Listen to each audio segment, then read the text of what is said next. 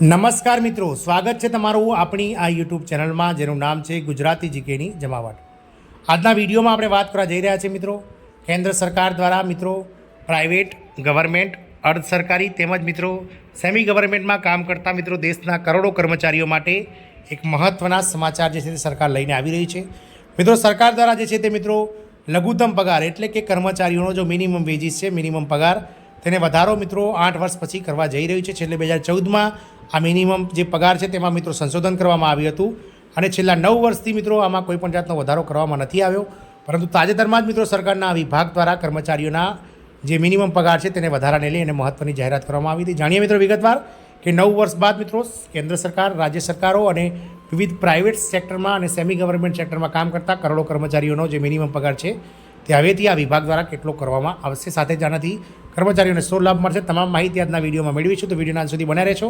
જો ચેનલમાં નવા હોય તો અમારી ચેનલને સબસ્ક્રાઇબ કરી મિત્રો સાઇડમાં રહેલું બેલ આઇકોન દબાવી નોટિફિકેશન ઓન કરજો, જેથી કરીને ચેનલ પર મૂકવામાં આવતા ભરતીનો નોટિફિકેશન, વિવિધ ભરતીઓના પરિણામ, જીકેના વિડીયો અને સરકારી કર્મચારી પેન્શનના યોજનાને લગતા પરિપત્રો તમને સરળતાથી ઉપલબ્ધ થઈ જાય. તો કેન્દ્ર સરકારના કર્મચારીઓ માટે મોટી રાહત છે.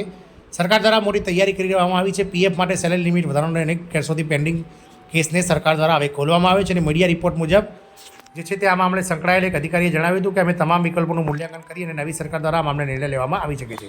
કેન્દ્ર સરકાર કર્મચારીને મોટી રાહત આપવાની તૈયારી કરી રહી છે. આ માટે કર્મચારી ભવિષ્ય નિધિ સંગઠન એટલે કે એમ્પ્લોય પ્રોવિડન્ટ ફંડ ઓર્ગેનાઇઝેશન હેઠળ સામાજિક સુરક્ષાનો દાયરો વધારવાની યોજના છે, જે હેઠળ પીએફ ખાતામાં યોગદાન માટે ન્યૂનતમ વેતન મર્યાદા એટલે કે બેઝિક સેલરી 15,000થી વધારીને મિત્રો 21,000 રૂપિયા કરવામાં આવી રહી છે, જેનો સીધો અર્થ એ છે કે પીએફ અને પેન્શનના ખાતામાં હવે વધારે પૈસા જશે.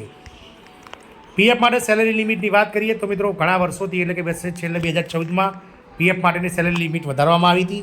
ત્યારે મિત્રો 6,500 રૂપિયા જે બેઝિક સેલેરીનું હતું લિમિટ મિનિમમ, તેને વધારી અને 15,000 રૂપિયા કરવામાં આવી હતી. આમ મિત્રો છેલ્લા 9 વર્ષથી આ પીએફ માટેની જે મિનિમમ વેજીસ લિમિટ છે તેમાં કોઈ જાતનું સંશોધન થયું નથી. હવે સરકાર 9 વર્ષ બાદ હવે આ વધારો કરવા જઈ રહી છે. મીડિયા રિપોર્ટ મુજબ આ મામલે સંકળાયેલા એક અધિકારીએ જણાવ્યું હતું કે અમે તમામ વિકલ્પોનું મૂલ્યાંકન કરી રહ્યા છીએ અને નવી સરકાર દ્વારા આ મામલે નિર્ણય લેવામાં આવી શકે છે. આમ કરવું એ સાર્વભૌમિક સામાજિક સુરક્ષા પ્રાપ્ત કરવાની દિશામાં એક મજબૂત પગલું હશે.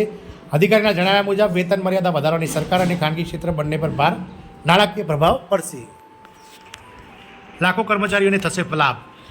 અધિકારીએ જણાવ્યું હતું કે વધેલી પગાર મર્યાદાની લાખો શ્રમિકોનો લાભ થશે, કારણ કે મોટાભાગના રાજ્યોમાં લઘુત્તમ પગાર 18,000 રૂપિયા તથા 25,000 રૂપિયા વચ્ચે છે. હાલ જે પગાર મર્યાદા છે તે કારણે તેઓ કોઈપણ પ્રકારની સામાજિક સુરક્ષાથી વંચિત થઈ જાય છે.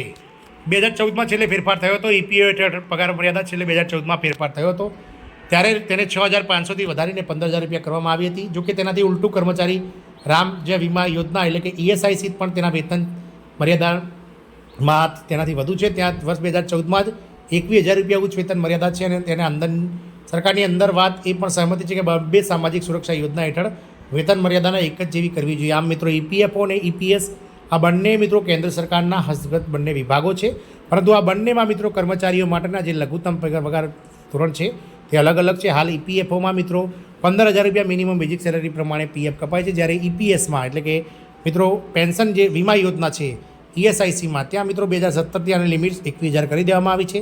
આથી કેન્દ્ર સરકારના બે વિભાગોમાં જ મિત્રો કેન્દ્ર સરકારના કર્મચારીઓના મિનિમમ વેજીસને લઈ અને સામ્યતા જોવા મળતી નથી. આથી ઈએસઆઈસી અને ઈપીએફઓ બંને શ્રમ અને રોજગાર મંત્રાલયના પ્રશાસનિક નિયંત્રણમાં હોવાથી આ બંનેના જે મિનિમમ લઘુત્તમ વેતન ધારા છે તે એક જ હોવા જોઈએ. હાલ કેટલું યોગદાન છે તો હાલમાં નિયમો મુજબ કર્મચારી અને એમ્પ્લોયર બંને ઈપીએફ ખાતામાં મૂળ વેતન, મોંઘવારી ભથ્થું અને પ્રતિ ધારણ ભથ્થું બંને મળીને 12% સમાન યોગદાન આપે છે, જ્યાં કર્મચારીનું સંપૂર્ણ યોગદાન કર્મચારીના ભવિષ્ય નિધિ ખાતામાં જાય છે, જ્યારે એમ્પ્લોયરનું યોગદાન 8.33% પેન્શન યોજનામાં, ઈપીએસમાં અને બાકીના 3.67% પીએફ ખાતામાં જમા થાય છે. જો બેઝિક પગાર 21,000 રૂપિયા થઈ જાય તો કર્મચારીનું પીએફમાં યોગદાન 2,520 રૂપિયા થઈ જાય, જે હાલ 1,800 રૂપિયા છે, જ્યારે એમ્પ્લોયરનું પણ એટલું જ યોગદાન હશે, જેમાં 1,749 રૂપિયા પેન્શનમાં જશે અને બાકીના 771 રૂપિયા પીએફમાં જમા થશે. આ મિત્રો 9 વર્ષ બાદ કેન્દ્રીય કર્મચારી, પ્રાઇવેટ સેક્ટરમાં કામ કરતા કર્મચારી અને દેશના કરોડો જે નોકરી કરતા જે નોકરીદાતાઓ છે તેમના માટે મિત્રો જે મિનિમમ જે પીએફ કાપવા માટેની જે લિમિટ છે 15,000, તેનાથી વધારી અને સરકાર દ્વારા 21,000 રૂપિયા કરી દેવામાં આવે છે અને આનાથી મિત્રો લાખો કરોડો કર્મચારીઓ છે તેમના પીએફનું યોગદાન વધી જશે. આમ મિત્રો હવે કર્મચારીઓને જે પીએફમાં જે બચત છે તેમાં વધારો થવા જઈ રહ્યો છે. આશા રાખીશું કે 9 વર્ષ બાદ થતા સંશોધન તમામ કર્મચારીઓ માટે આશાસ્પદ છે. જય હિન્દ, અસ્તુ.